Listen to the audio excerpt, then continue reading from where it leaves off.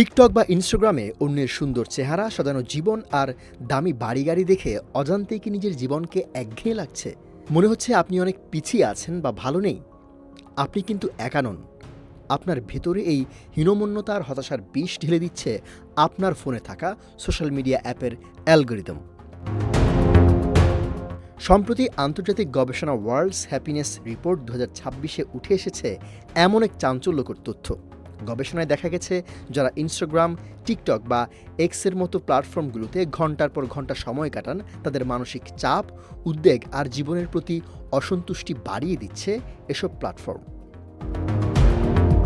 গবেষকরা বলছেন, যারা ফেসবুক বা হোয়াটসঅ্যাপ বেশি ব্যবহার করেন তাদের এমন বিষণ্ণতা কম হয়।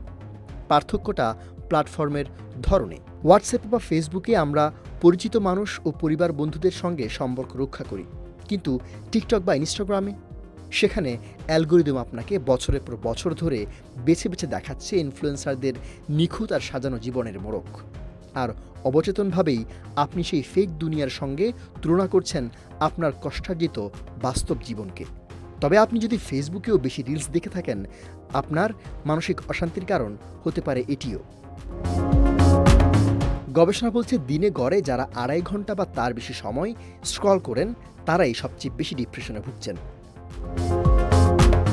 তাই আজ সচেতন হন। রাতে ঘুমানোর আগে আনঅফিশিয়াল স্ক্রলিং বন্ধ করুন, ডিজিটাল স্ক্রিন টাইম সেট করুন এবং স্ক্রিনের ফেক দুনিয়া ছেড়ে বাস্তব সম্পর্কের যত্ন নিন। আমাদের মনে রাখতে হবে, স্ক্রিনের বাইরের জীবনটাই সত্যি। আপনার কি মনে হয়? কমেন্টে জানান আর ভিডিওটি শেয়ার করে আপনার প্রিয়জনকে সতর্ক করুন।